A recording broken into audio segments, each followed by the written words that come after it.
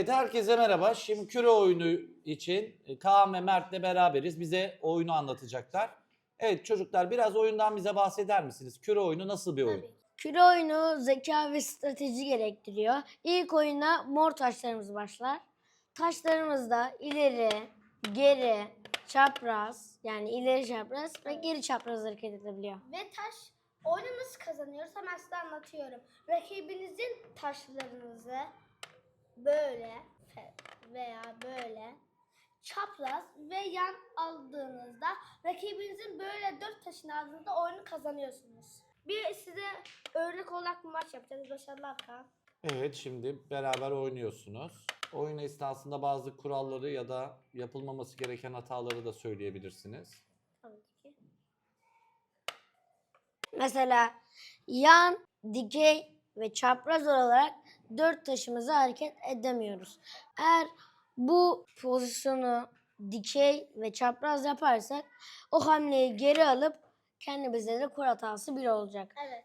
Evet, turnuvada ne yapıyorduk? Hakeme bu durumu bildirmek için el kaldırıp hakemin bizim yanımıza gelmesini bekleyip bu olan durumu mesela atıyorum.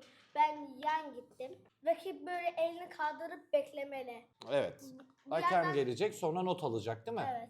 Tamam, devam edelim. Sıra bendeydi. Ve size oynarken bir tane daha kuraldan bahsetmek istiyorum. Mesela söylüyorum. Oynadığınız taşı böyle yaptınız. Artık bu kümeden diğer kümeye geçti ve dokundunuz.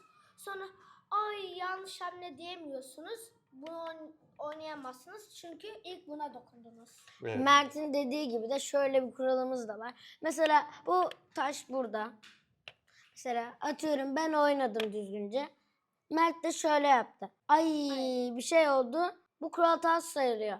Ama siz evde alıştırma yaptığınız için ister saymayın, ister sayın, ister de saymayın. Fark etmez. Devam ediyor. Sıra sende. Kazananı nasıl belirliyorduk peki? Rakibinizin 4 taşını alınca kazanıyorsunuz. Tamam, güzel. Mert arkadaşımız da yan hareket ettiği için kural hatası 1 Size oluyor. böyle bir kural hatası göstermek istedim. Evet, çok güzel. Yani yana doğru hareket Evet. ettiremiyoruz. Şimdi Mert de hamlesini geri alıp Evet. tekrar başka bir Kural hamle hatası yapacak. birim var. Oyun kural hatası 2'de biter. Ya da 3'te bitiyor. Evet, fark etmiyor. Evet. Bu turnuvalara göre değişiyor bazen. Evet, kurallar turnuva yönergesinde belirtiliyor. Biz Evet. de ona uymak zorundayız. Arkadaşlar oynarken size bir tane daha kural belirtmek istiyorum. Rakip ilk başlangıç kümesine sadece bir tane taşınızı getirebiliyorsunuz. Diğer mesela getirdin, bu burada kaldı veya değişti fark etmiyor. Bunu getiremiyorsunuz daha. Ve başlangıç noktasından hareket eden taşlar bir daha yerine gelemez. Evet, devam et. Ve ben de Mert arkadaşımın taşını dikey olarak iki taşımın arasına sıkıştırdım. Evet, ve taşı alıyoruz. Şimdi de Mert arkadaşımın Çapraz. taşını çapraz olarak sıkıştırdım. Şimdi de yatay olarak.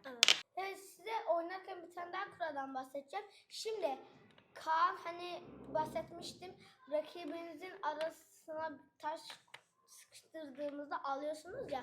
Ama siz bunu kendi hamleleriniz olarak yaptığınızda oyun devam ediyor. Bu sıkıştırmış sayılmıyor.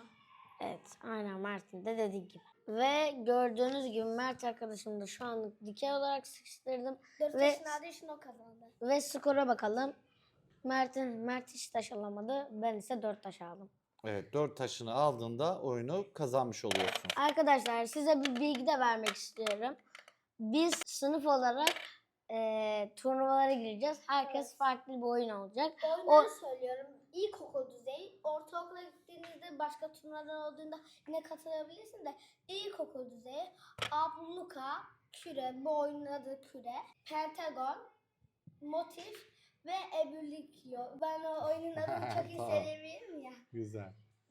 Bu 5 oyunu oynayabilirsiniz. Evet, oyun bittikten sonra ne yapıyoruz? Rakibimizle ne yapmamız gerekiyor? Tebrik ediyoruz. Ve Evet. hakemi çağırıyorsunuz. Evet, tamam. Teşekkürler çocuklar. Bir şey değil. Görüşürüz.